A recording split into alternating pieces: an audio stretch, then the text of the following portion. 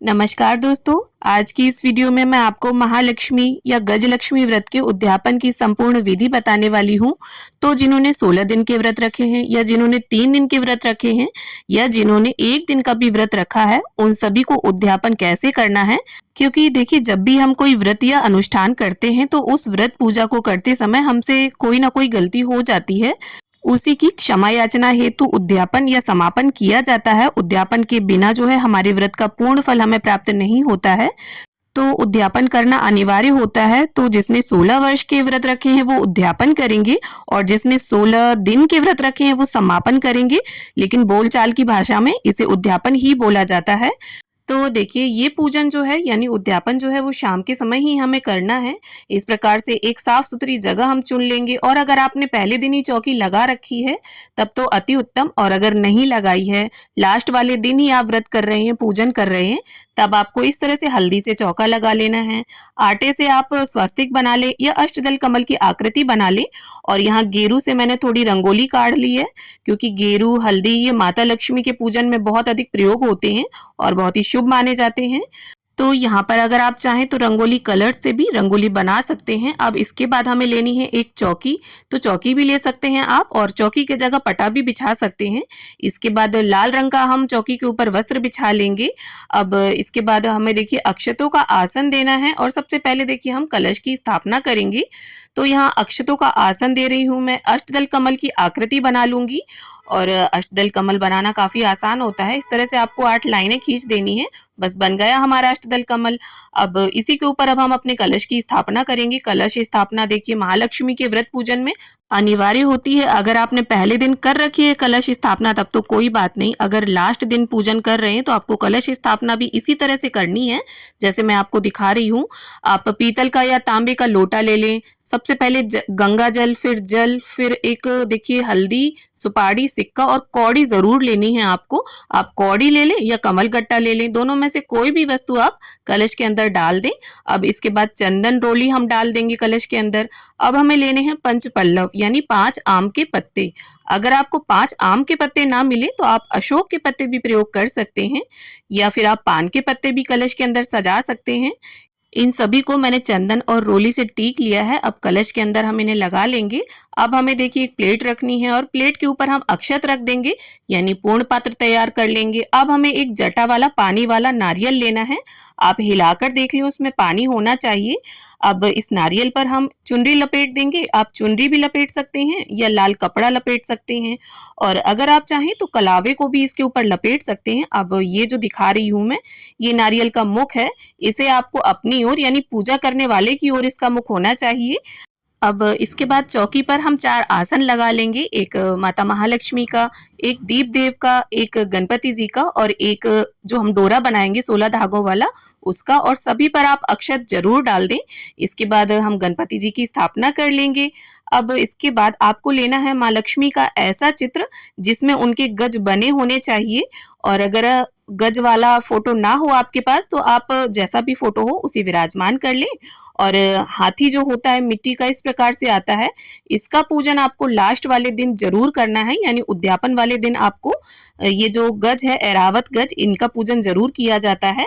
तो यहाँ पर अक्षतों का और फूलों का आसन देते हुए हम गजराज को विराजमान कर लेंगे। अब इसके बाद हमें लेना है एक दीपक। तो शुद्ध देसी घी का हम दीपक ले लेंगे। अब देखिए, अगर आपने डोरा पहले दिन बना रखा है तो अब तक आपकी 16 गांठें लग जाएंगी यानी 16वें दिन 16 गांठें लग जाती हैं। हर रोज लगाई जाती है गांठ। और अगर ना बनाए हो आपने तो लास्ट दिन आपको ये डोरा तैयार करना है। 16 तार का 16 गांठों वाला डोरा तैयार किया जाता है आज के दिन, और ये बहुत महत्वपूर्ण होता है।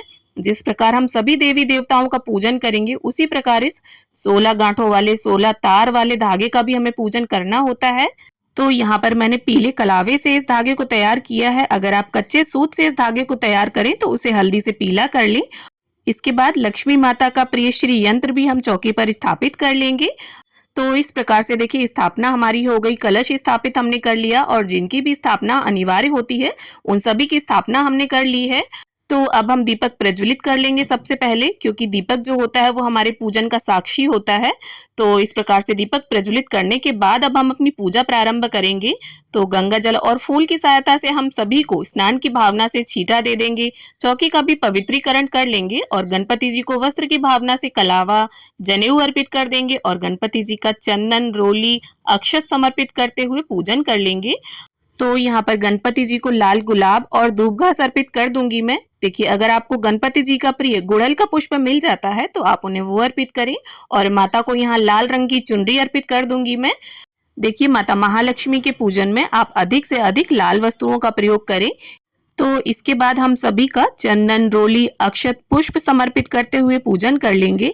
देखिए, अगर आपने 16 दिन के व्रत किए हैं तो जिस तरह से आप 15 दिन से पूजा करते आ रहे हैं वैसे ही आपको पूजन करना है।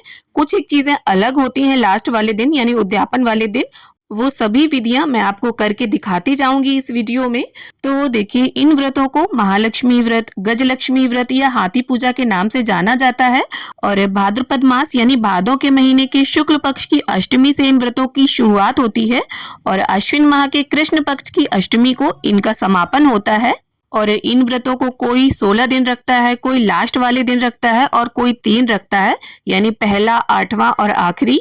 तो व्रत आप चाहे किसी भी प्रकार का हो, पूजा जो लास्ट दिन की है वो ऐसे ही होगी। अब इसके बाद गजराज को आज के दिन आपको धूप घास जरूर अर्पित करनी है और माता महालक्ष्मी को यहाँ पर देखिए कौड़ी और कमल गट्टा अर्पित कर दिया है, सभी को इत्र अर्पित कर दिया है।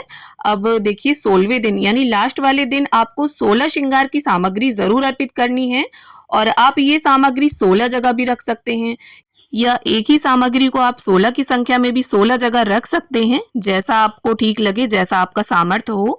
अब देखिए, लास्ट वाले दिन यानी समापन वाले दिन माता महालक्ष्मी को बेसन से गहने तैयार करके अर्पित किए जाते हैं। तो यहाँ पर उनको छुवाकर इस तरह से हम गहने रख देंगे और उद्यापन वाले दिन ही सुरा और सूरी बनाए जाते हैं, जो संख्या में 32 होते हैं, जिनमें 16 मीठे और 16 नमकीन होते हैं। ये बनाकर आपको गजलक्ष्मी माँ को समर्पित करने हैं और रोज की तरह ही आज भी आप खीर का भोग जरूर रखें, क्योंकि अंतिम दिन जो होता है उस दिन खीर की आहुति दी जाती है और इसके साथ ही कोई भी मीठा आप रख सकते हैं, दूध से बनी कोई भी मिठाई रख दें, ऋतुफल रख दें। यहाँ गज को और गणपति जी को मैंने कुछ ऋतुफल रख दिए हैं और इसके साथ ही एक जल का लोटा भरकर हम रख लेंगे। पुष्प, अक्षत और धूप घास लेकर हम महालक्ष्मी व्रत की कथा को पढ़ लेंगे या सुन लेंगे।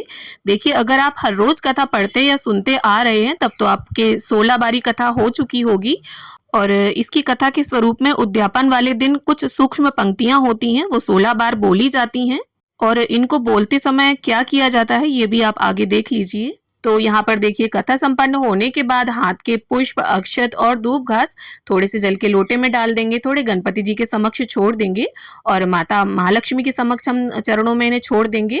अब इस जल के लोटे को हमें चंद्रदेव को अर्घ देना है और चंद्रदेव का पूजन भी आपको विधिवत करना है। और देखिए, सभी भोग के साथ साथ आप माँ को जल का भी भोग जरूर रख दें। अब इसके बाद देखिए, माँ को मुख शुद्धि के लिए यहाँ पर मैं लौंग, इलायची, सुपारी रख दूंगी। आप चाहें तो यहाँ पर पान के ऊपर लौंग, सुपारी, बताशा ये चीजें भी रखकर माँ को अर्पित कर सकते हैं। अब देखिए, इस प्रकार से हमें 16 अक्षत लेने हैं और बिल्कुल साबुत होने चाहिए ये चावल और महालक्ष्मी की कथा स्वरूप वो जो पंक्तियां हैं तो वो आपको 16 बार बोलनी है और हर बार बोलने के बाद अक्षत को माँ के चरणों में समर्पित करना है। और ये जो पंक्ति होती है इसे मैं डिस्क्रिप्शन में लिखकर आपको दे दूंगी, आप वहां से देख सकते हैं। तो इस प्रकार से 16 बार हमें पंक्तियों को बोलते हुए 16 चावल माँ के चरणों में अर्पित करना है। अब देखिए, हमें उद्यापन वाले दिन 16 दिए लेने हैं और ये दिए आप मिट्टी के भी ले सकते हैं, आटे के भी बना सकते हैं, तो जैसा आपको ठीक लगे। और देखिए, माता महालक्ष्मी के पूजन में दिए भी आपको शुद्ध देसी घी के प्रज्वलित करने हैं, तेल के नहीं जलाने हैं। तो इस तरह से प्रेम पूर्वक गणपति जी की, माता महालक्ष्मी की, कलश देव की, सभी की हम आरती उतार लेंगे। और इस पूजा को संपन्न करने के बाद आपको चंद्रदेव का पूजन भी विधि विधान से अवश्य करना है और साथ ही तुलसी जी के पास भी आप दीपक प्रज्वलित करेंगे और द्वार पूजन भी करेंगे। मतलब आपको मुख्य द्वार के दोनों तरफ दीपक प्रज्वलित करने हैं। और देखिए, माता महालक्ष्मी के पूजन में शोर शराबे से आरती नहीं की जाती है, बहुत ही शांत पूर्वक, शांत मन से आरती की जाती है, यानी कि आपको शंख, घंटी इत्यादि नहीं बजाने हैं। अब ये जो हमने 16 तार का 16 गांठों वाला धागा तैयार किया था, इसे 16 बार इन दियों के ऊपर से इस तरह हमें वार लेना है और इसके बाद हमें इसे धारण करना है। और पुरुष जो हैं वो इसे दाएं हाथ में धारण करेंगे और महिलाएं बाएं हाथ में। अब साथ ही में हम अपने यथा सामर्थ्य कुछ दक्षिणा अवश्य निकाल कर रख देंगे, इससे पूजा में अगर कोई कमी होगी तो वो पूरी हो जाएगी। अब देखिए, वैसे तो डेली हमें हवन करना चाहिए 16 दिन, लेकिन किसी कारण से अगर आपने 16 दिन हवन नहीं किया है तो उद्यापन वाले दिन यानी अंतिम दिन आपको हवन जरूर करना है। तो इस तरह से मैंने यहाँ गाय के गोबर के उपले को सुलगा लिया है और हवन कुंड का हम पूजन कर लेंगे चंदन, रोली, अक्षत, पुष्प समर्पित करते हुए। और ये सभी वस्तुएं आपको बाहर डालनी है, हवन कुंड के अंदर नहीं डालनी है। अब सबसे पहले गौरी गणेश के नाम की मैंने घी की आहुति दे दी है।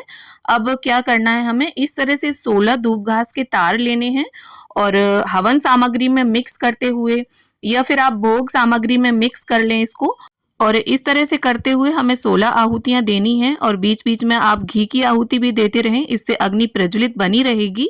और जो भी भोग नैवेद्य आपने अर्पित किया है उसकी आहुति भी जरूर दें। और आहुति देते समय ओम गजलक्ष्मी देव्यै नमः स्वाहा, ओम महालक्ष्मी देव्यै नमः स्वाहा, इस तरह से मंत्रोच्चारण करते रहें।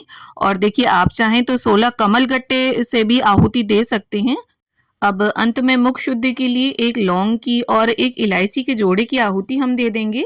फिर सीधे हाथ में थोड़ा सा जल लेकर इस प्रकार से हम 3 बार समस्त पूजा के आसपास फिरा देंगे। अब इसके बाद हाथ जोड़कर माता से पूजा में रही कमियों के लिए क्षमा याचना कर लेंगे और ऐसी प्रार्थना कर लेंगे कि माता लक्ष्मी आप सदैव हमारे घर में स्थायी निवास करें।